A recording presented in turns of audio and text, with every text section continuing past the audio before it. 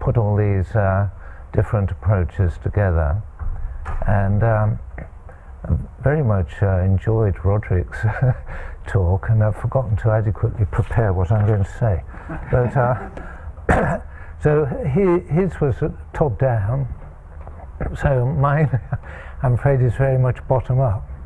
And like Roderick, didn't really understand the title of the session, so I've nothing to say about emulation, although I've learnt a lot about it in this program, and I look forward to hearing answers to the questions I have about emulators in the discussion session. Anyway, so uncertainty's been a theme all the way through the workshops, and I think through the program. And I'm not going to talk about all sorts of uncertainties. I'm restricting myself to very basic uncertainties. Essentially, I'm interested in the uncertainty that derives from parameter calibration. And this is very much like what we've always done in classical statistics, that we have a simple model, maybe a linear regression. We want to know the slope, but we also want to know the confidence with which the slope has been estimated. And we would also like to know, when we use this for prediction, how confident we can be in the predictions from this simple linear model. And so what I'm going to talk about is essentially the same, and there are two other big analogies which I've only really crystallized rather recently, that actually everything works much better if you assume that there are normally distributed errors, and by errors I mean the discrepancies between the model outputs and the data. So everything works much better with normally distributed errors, and in addition, the best way to fit your model is using a least squares approach, just as we always used to do in classical statistics. And so that's minimizing as Danny does the sum of the squares of the squared discrepancies between the data and the model outputs.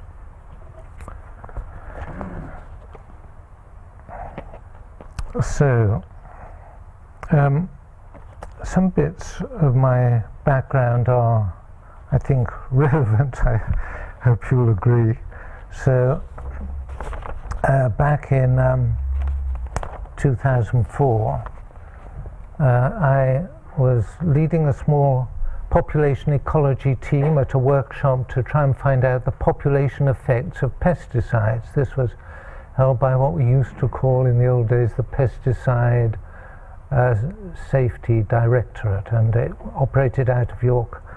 The workshop was in York. So at that time, a lot of us working in population ecology were using very simple models in which population growth rate is given depends on density according to this logistic equation. So that was a kind of a starting point, and we had at the workshop about 30 people. We had experts in skylarks and wood mouse, and the UK has some of the best population data, and we had great difficulty in establishing the values of those two parameters. And we had encountered a lot of other difficulties, but one of the main ones that's relevant here is that when you're working out population growth rate, it depends on the birth rate and the number of offspring that fledge, and that's can be affected by pesticides depending on when they are applied and exactly where they are applied. And working with a simple equation, we couldn't find out those dependencies. How does the stressor affect the birth rate, and so how does that affect the population growth rate? And in order to work it out, we had to write, two of us wrote, what I would now call an individual-based model to track through the breeding season to see what the effects would be. At that meeting in 2004, we also had Chris Topping, who had, at that time and still has, a very comprehensive model which could be adapted to skylarks and wood mouse. And out of the individual-based model, you could get all those effects of timing and space of applying the stressor. They came out immediately, but you also got the approach of the population towards carrying capacity. Everything dropped out of the individual-based model. And that made me think it would be worthwhile to invest in individual-based models if we want to know the effects of stressors on particular populations. And so here's some of the IBMs that we have built and published on. And I'm going to tell you in particular about, I'll start off with the mackerel model because that's got some good looking results, and then I'll go on to, I think next I go on to the earthworms, because that's where we started doing the uncertainty analysis, and then I'll show a bit about the elephants because that's recent work that's used some of these approaches.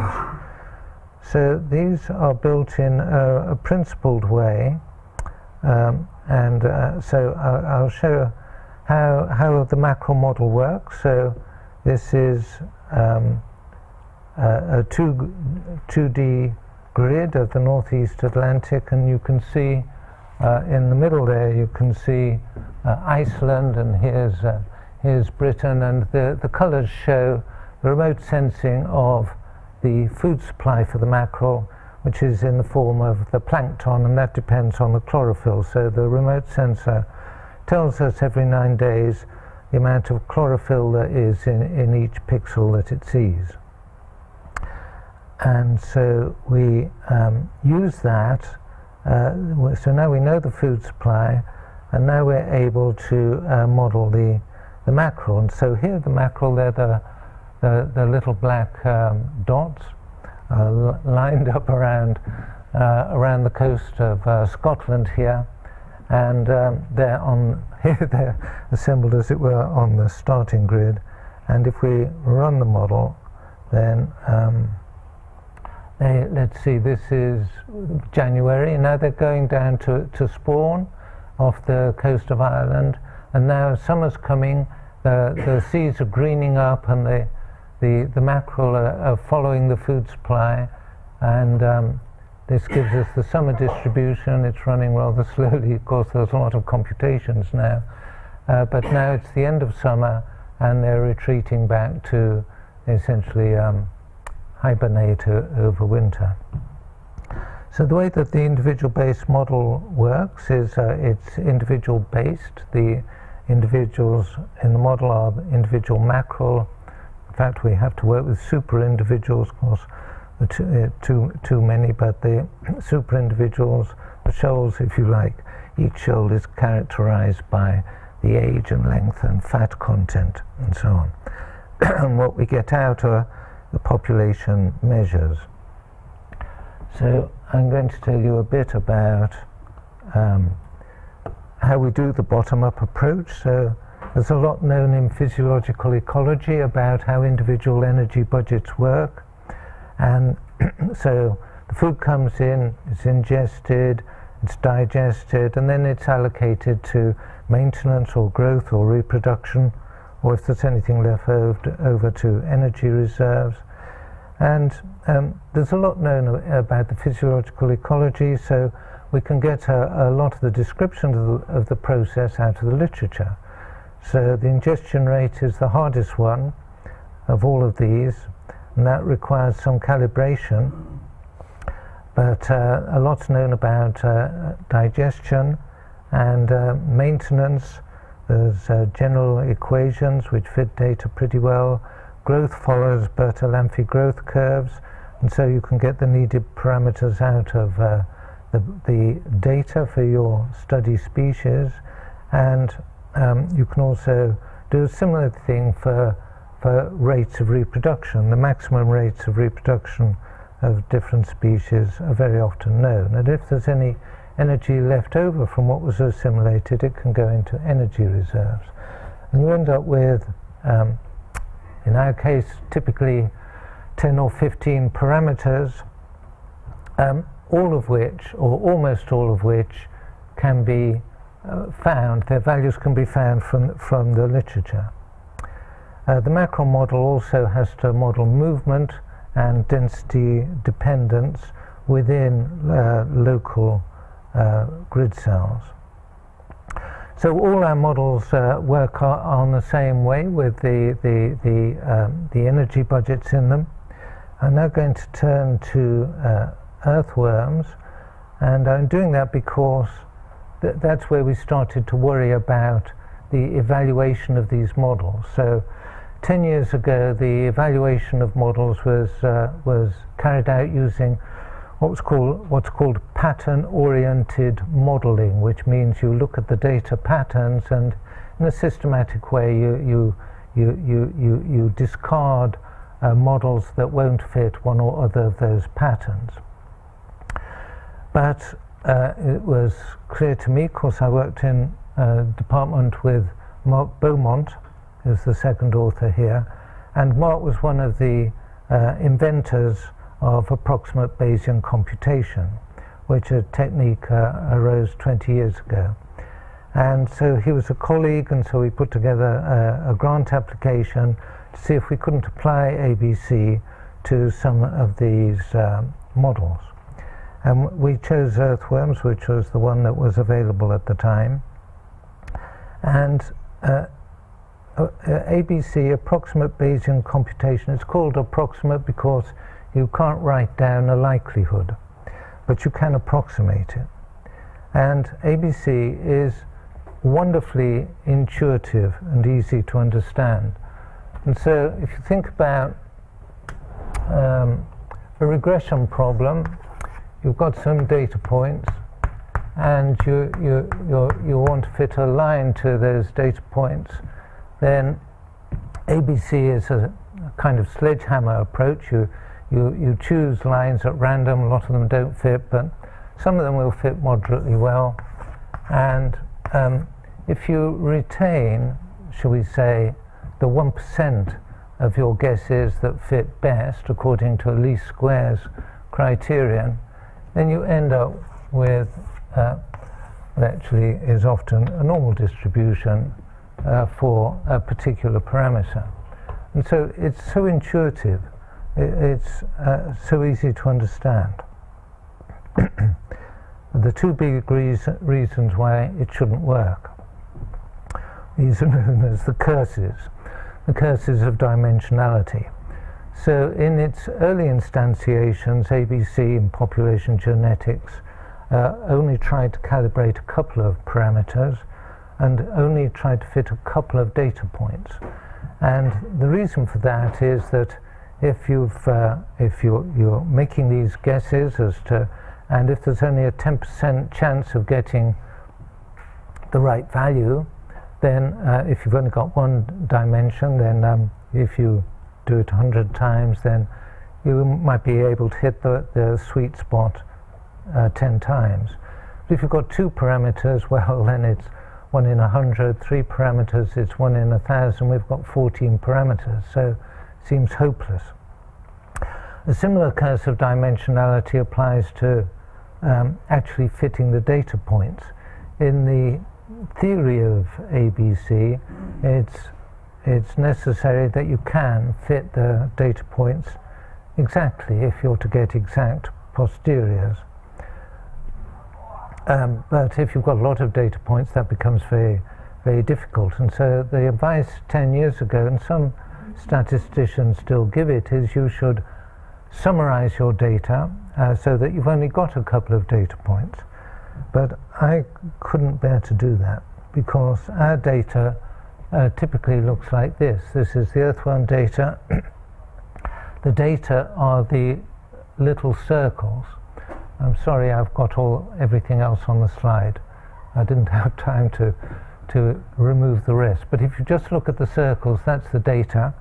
And over on the left-hand side, we're looking at body mass in relation to time as the earthworm grows, and the mass goes up and down. It's fed every now and again. These are experiments, and we've got, let's see, we've got 4 experiments in the left-hand panels, and 2 of the experiments also recorded the birth rate, the number of cocoons that were born every day, and those are shown in the right panel. So we've got a lot of data, and we want our model to match all of that data. And what can we do? Well, we got this NERC grant, did I say? So with our NERC grant, we ran the model a million times and retained the 100 best fits.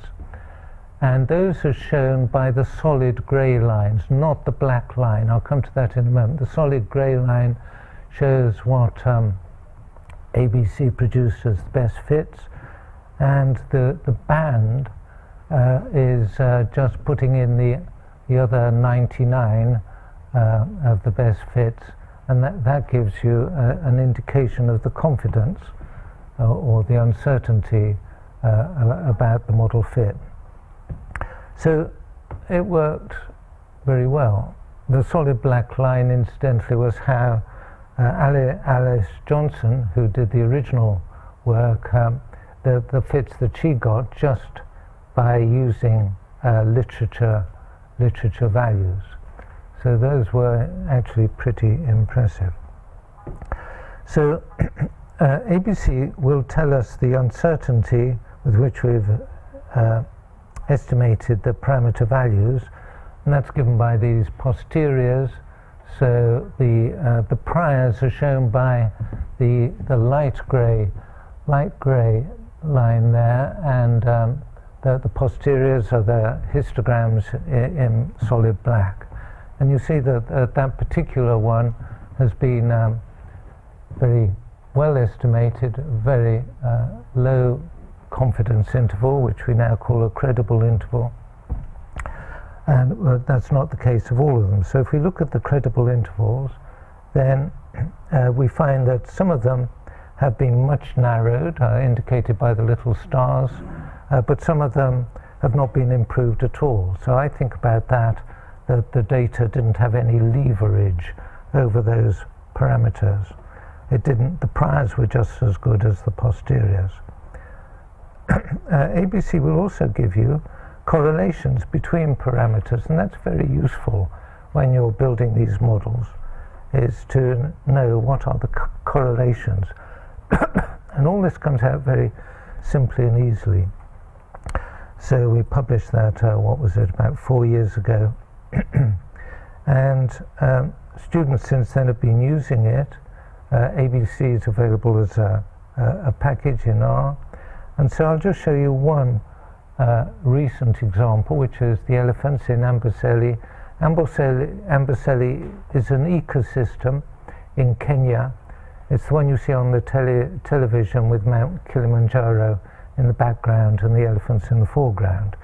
And Vicky Bolt was working on this, and she had a model, same energy budget and so on. She looked at 6 scenarios of likely future land use, and blue at top left, that's how it is at the moment, and red is restrictions that may occur in the future century.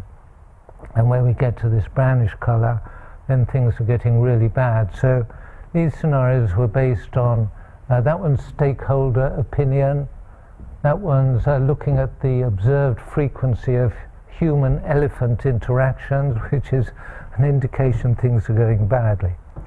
And we also looked at some scenarios, I'm very pleased about this, of climate change. I only realized I needed to talk about this yesterday. So yes, so there are 40, to my astonishment, there are 40 of these models of climate change. And so we just selected 4, which we were advised were a good range. So many of you will know what they are.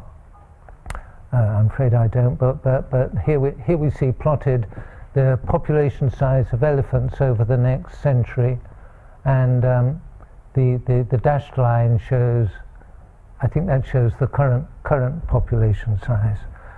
And so this is essentially good news for elephants. The climate change in East Africa is not going to have any devastating effects on the vegetation and so on the population of elephants. But on the other hand, the scenarios do have obviously bad effects. So this is the worst one. You can see there's a big decrease predicted in the number of elephants. And I just realized these are coupled models. Have I got that right? Because we're incorporating ideas of the variation in the climate that is driving the elephant population size in these different scenarios. And so the way Vic has chosen to represent the uncertainty is just in these box plots under 2 different greenhouse gas scenarios, which are shown in blue and red. So the problems with rejection ABC are, although it has these virtues that students can actually do it in a 3-year project, but it is slow, it may not find the best parameters, and the posteriors may be wrong. And you can show that we showed that they were wrong in some cases using a jackknifing technique called coverage, invented by Dennis Prangle. And so if your posteriors are correct, then you should here in this plot, don't worry what it is, but you should see a uniform distribution. And you can see in some cases it's distinctly not uniform. So we did go ahead to look at this because of an insight of Richard Wilkinson in Nottingham, that to improve accuracy you can actually get exact posteriors if you model the errors. And so we assumed that the errors were normally distributed, and we implemented it with a little help from Dennis Prangle to modify the ABC algorithm to only accept runs with a probability which is essentially a chi-squared distribution, which is somewhere down here.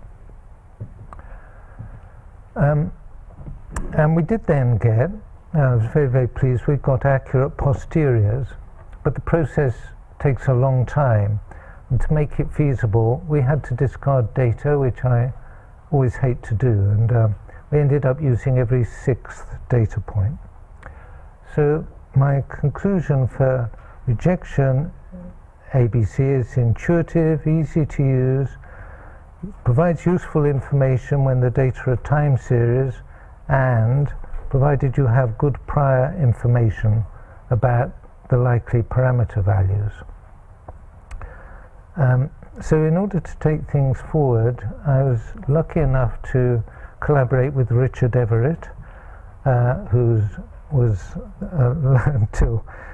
still in the maths department at Reading, but will shortly move to Warwick. And so one thing it's good to do is to use MCMC, which somebody was asking for. That provides a better exploration of parameter space, and Richard and I haven't had much time to talk in the preparation of this presentation, but he did supply me with this wonderful video of MCMC exploring parameter space. And the wonderful thing about MCMC is if you run it long enough, then it will end up at the best value. It will find the best value, and moreover, it will give accurate posteriors. But it may take a very long time to do that.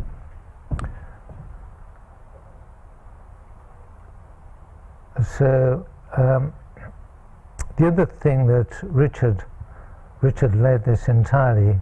Richard tried out a particle filter approach. Particle filters have been around for 30 years, but I had never imagined that we could use them successfully. In Richard's implementation, the errors are assumed normally distributed with a standard deviation, which is one of the parameters we're trying to find. And so with Richard we have, or Richard has, I should say, he's explored the success of these three approaches, and this is another fish model. It's not a different fish model, and so we're trying to find the stock sizes over time, and as you can see, the red shows the model outputs, and the blue curves show the data that we're trying to fit, and the grey bands, as ever, show the uncertainty.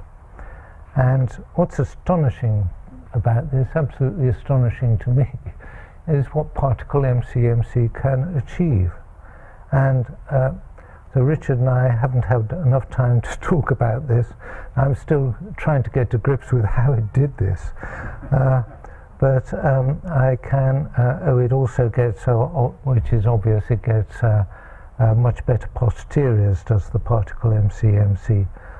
But I can tell you what the algorithm is. So the algorithm is that you propose values of your parameters, theta, together with your error standard deviation, epsilon. And then you run this particle filter. Many of you will know what they are, but they run through following a fixed number of particles. Here we've got capital P particles, and we run it through time step by time step, and we go on doing this, and we discard simulations that are too far away. And when we've done this through all the time steps, then we have the MCMC step at the end, which guarantees the accuracy and finding the top of the hill. So that really is all I want to say, and I don't fully understand how it manages to do so incredibly well as it's done here, but so thank you all for your attention.